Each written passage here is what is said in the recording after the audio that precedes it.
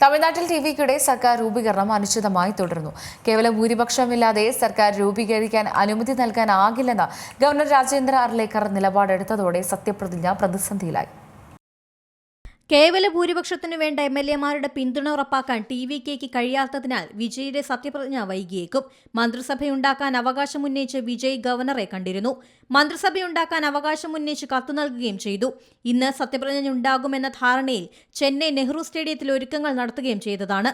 എന്നാൽ ഗവർണർ വിജയിയെ സത്യപ്രതിജ്ഞയ്ക്ക് ക്ഷണിച്ചിട്ടില്ല. ഇതോടെയാണ് ടിവികെ പ്രതിസന്ധിയിലായത്. വിജയുടെ പോലീസ് സുരക്ഷാ വാഹന വ്യൂഹം പിൻവലിച്ചിട്ടുണ്ട്. ഒരു പാർട്ടിക്കും വ്യക്തമായ ഭൂരിപക്ഷമില്ലെങ്കിൽ ആരെ ക്ഷണിക്കണമെന്നത് ഗവർണറുടെ വിവേചനാധികാരമാണ്. തമിഴ്നാട്ടിൽ കേവല ഭൂരിപക്ഷത്തിന് വേണ്ടത് 118 ആണ്. കോൺഗ്രസിന്റെ 5 സീറ്റുകൾ ഉൾപ്പെടെ 113 നിയുക്ത എംഎൽഎമാരാണ് ടിവികെക്ക്. പിന്തുണ നൽകാമെന്ന മുൻ നിലപാടിൽ നിന്ന് അണ്ണാ-ഡിഎംകെ പിന്മാറി. ടിവികെക്ക് പിന്തുണ നൽകാമെന്ന് പറഞ്ഞിട്ടില്ല എന്നായിരുന്നു പാർട്ടി ഡെപ്യൂട്ടി ജനറൽ സെക്രട്ടറിയുടെ പ്രതികരണം. ഇടതു പാർട്ടികളുടെ പിന്തുണ ടിവികെ തേടിയിരുന്നെങ്കിലും ഫലം കണ്ടില്ല. ഏറ്റവും വലിയ ഒറ്റകക്ഷിയെയോ അല്ലെങ്കിൽ കേവല ഭൂരിപക്ഷമുള്ള മുന്നണിയെയോ സർക്കാർ രൂപവൽക്കരിക്കാൻ ഗവർണർ ക്ഷണിക്കുന്നതാണ് പതിവ്. 108 സീറ്റ് നേടിയ ടിവികെക്ക് കേവല ഭൂരിപക്ഷത്തിന് 10 എംഎൽഎമാരുടെ കുറവുണ്ട്.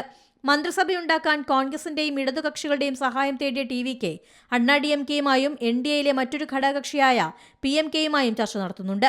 അണ്ണാ-ഡിഎംകെയിൽ വലിയൊരു വിഭാഗം ടിവികെയുമായി സഹകരിക്കണമെന്ന അഭിപ്രായമാണ്. ഇടതുകക്ഷികളുടെ പിന്തുണ ലഭിക്കില്ലെന്ന് ഉറപ്പായാൽ മാത്രമേ എൻഡിഎയിലെ കക്ഷികളെ ടിവികെ സമീപിക്കൂ.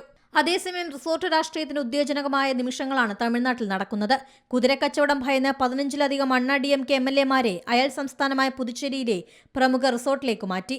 പാർട്ടി അധ്യക്ഷൻ എടപ്പാടി പളനിസ്വാമിയുടെ വിശ്വസ്തനും രാജ്യസഭാ എംപിയുമായ CV ഷൺമുഖമാണ് എംഎൽഎമാരെ മാറ്റുന്നത്. പുതുച്ചേരിയിലെ ദി ഷോർ തൃശ്വം എന്ന റിസോർട്ടിൽ 20-ലധികം മുറികളാണ് പാർട്ടി ബുക്ക് ചെയ്തിരിക്കുന്നത്. നിർണായകമായ ചർച്ചകൾ നടക്കുന്ന സാഹചര്യത്തിൽ എംഎൽഎമാരെ മറ്റു പാർട്ടികൾ സ്വാധീനിക്കാതിരിക്കാനും ഐക്യം നിലനിർത്താനുമാണ് അണ്ണാ-ഡിഎംകെ നീക്കം. കൂടുതൽ എംഎൽഎമാർ റിസോർട്ടിലെത്തുന്നുണ്ട്.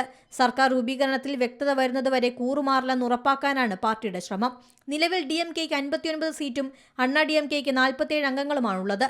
ഡിഎംകെ ഘടകകക്ഷികളായ വിസികെ, ഇടതു പാർട്ടികൾ DMDA തുടങ്ങിയവയും അണ്ണാ-ഡിഎംകെ ഘടകകക്ഷികളായ പിഎംകെ, അമ്മ മക്കൾ മുന്നേറ്റ കഴകം എന്നിവയും ചേർന്നാൽ മാത്രമേ ഭൂരിപക്ഷത്തിനുള്ള 118 സീറ്റ് ലഭിക്കൂ.